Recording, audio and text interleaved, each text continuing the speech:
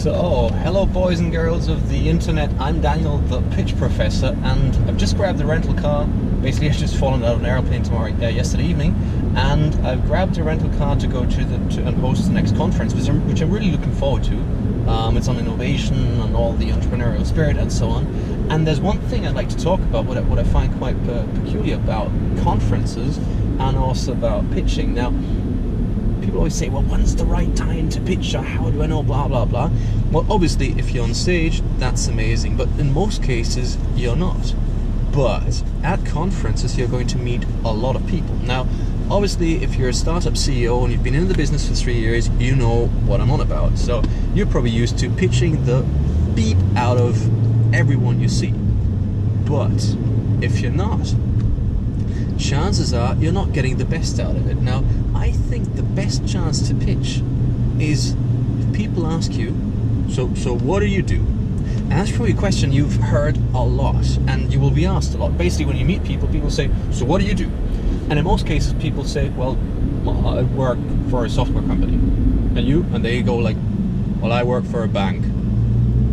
No one has ever in the history of mankind said, oh, a software company, now that's amazing. Look, we've been trying to order 3 pounds of software and you seem like the right person. That's never ever happened. So think about it.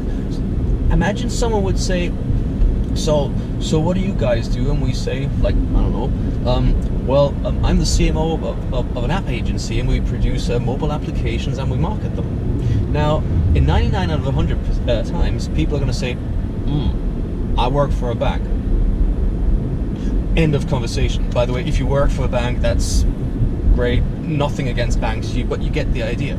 But imagine you've just met this person, and for whatever the reason, they happen to be in the market looking for someone to make amazing apps for them. But just because you said, well, I work for a software company, he doesn't know what you actually do. Now, potentially, if you're the founder, you might say something along those lines because you live and breathe what you do.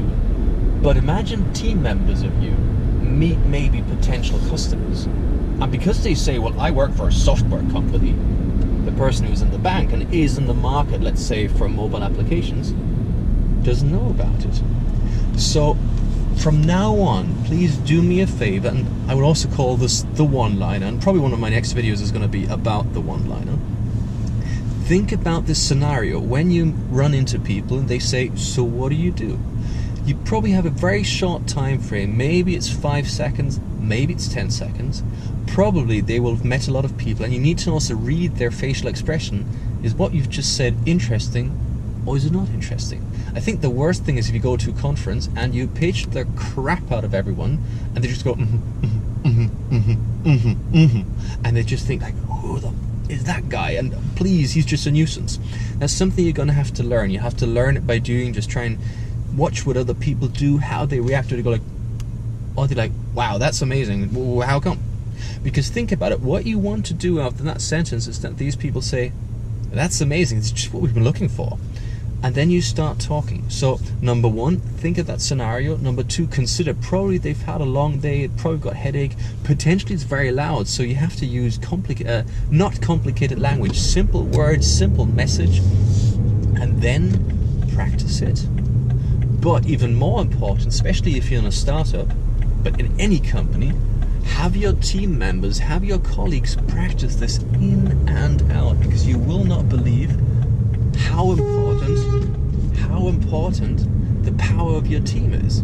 Now, this is absolutely vital. That was amazing. Someone just drove over a red light and it hit me. That made it really entertaining. But then again, you always see how it is with opportunities.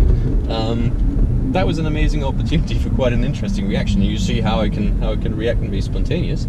All jokes aside, practice this with every single team member you have, and at whatever day and whatever night someone says to them, so what do you do?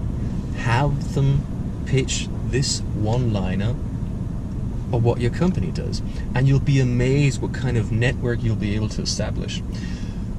Bear with me, I know you'll probably not have the one-liner like so. That's why probably a second or third video from now on will be on this. But just think of the concept and think of potentially how many opportunities you've missed in the past by not answering to this marvelous question, so what do you do in the way of just propose? In that sense, curious to see how it works out for you. I'm Daniel, the Pitch Professor, and have a great day. By the way, this is a beautiful rental, isn't it? Yes, I think it is. Cheers and bye-bye.